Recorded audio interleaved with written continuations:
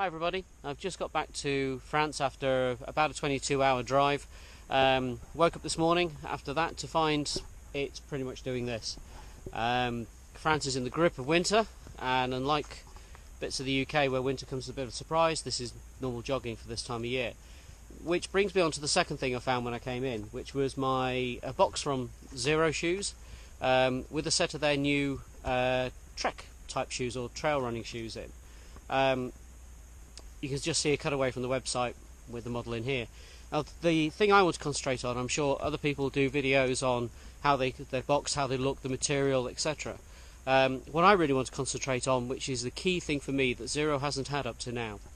Now, Xero produced a whole bunch of things from their initial start point, which was a sandal kit, which effectively was a rubber sole with some fairly comfortable string, and you DIY'd your own bare or minimal sandals, which is great.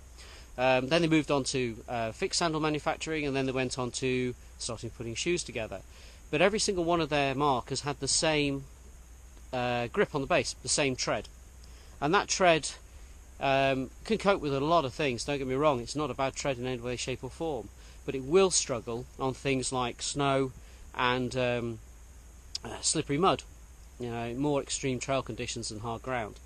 So I was really quite, chuffed to see that they moved into a shoe that can cope with that, but still keep all the other stuff they like, which is the same kind of harness system to keep you in, the same kind of big space at the front, the same kind of sizing, the flat soles, all that wonderful stuff that makes a minimal or barefoot shoe, depending what you want to call it, good. But what I want to concentrate on is I'm just going to show you the tread and what it does on the ground. So, as you can see, I've been up and down this trail a few times anyway, and we've just done about 5 miles out through this ground, and it's all pretty much the same. Mud, trail, and a bit of rock thrown in for good fun. But if you look at the tread as it is on the ground, if you notice the tread pattern, first thing is, when people manufacture shoes that are coping with things like snow or mud, they kind of fall into a mistake at times, which is where they put the spikes or the knobbly bits, or whatever you want to call them, too close together. And that then basically sets up a nice little holding pattern to suck everything into it and hold it on the bottom of the shoe, which then kind of screws up the grip. But the thing I really like about these is, first of all, they've gone down the fell shoe type triangular stud piece where they're kept fairly far apart. So actually anything that sticks to the bottom of the sole will then fall off fairly quickly, which is pretty much what you want. This thing's filling up as fast as I make it. And if you notice the direction of the treads, now if you want to grip something and you're putting a V tread in, then the arms of the V should point in the direction you're going to slip or where the traction is once. Kind of gathers things into its arms to hold it. So at the front they've done a brilliant job of putting the V's at the front and then putting an alternate direction at the heel for basically when you're going downhill. And I've just been out and played with this, and it didn't slip at all on this kind of stuff on the snow, and it certainly didn't on the mud I had.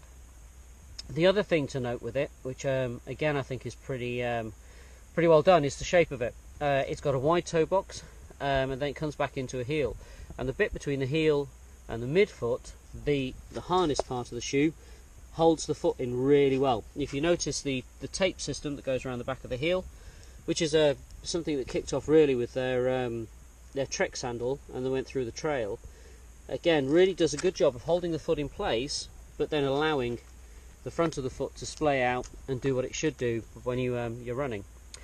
So what they've mixed up is a pretty good trail shoe with studs at the right spacing for what I would class as stickier ground, stuff that's going to stick in the sole, and put a pretty good grip in it. The sole itself, if you look at the side, is pretty damn aggressive. And the good thing about that is it does what it needs to do for this kind of work. Where it will struggle is just in the distance, is on road or very, very hard trail. The only problem with putting fewer points of contact with the ground but making them dig in further is, of course, that if you run onto a abrasive surface like a road, they're going to wear down quicker. So I wouldn't use this as my choice for hard road running, or even in some cases really hard trail running, if it's going to be nothing but dry hard rock, because you could eventually wear it down. Now, as those of you who've been out on long ultras or trail races, quite often you'll find an ultra or a trail race will be sections like this, connected by sections of road, and for that I think you get away with it. But on the surface, literally out the box 2 hours ago, on my feet, gone out and done a 5 miler on this kind of ground. They're really sweet. The feet are spreading out beautifully in them, and they grip me all the way around. So what next? Well, those of you who see my reviews of various other parts of their shoe, their boots for example, or their trails, I tend to do with kind of like a 3-stage review if I can. When I first get them, when I've worn them in for a couple of weeks, and then I'll go and do a destruct testing on them. So I'll take them out, put up 100 miles or so on them, and then come back and see what shape they're in. Early indications is, as long as I don't abuse them on the kind of ground, I just take them on 100 miles of road running, I think these things will be in pretty good condition. Pretty much fresh out of the box, I think, in about 100 miles, but we'll see. So that's it from me. Pardon for the rush nature of this, because I'm about to start getting cold. But what a combination of events to happen, eh? First of all, I get this, and then I get the kit to deal with this, all in the same day. Can't ask better than that.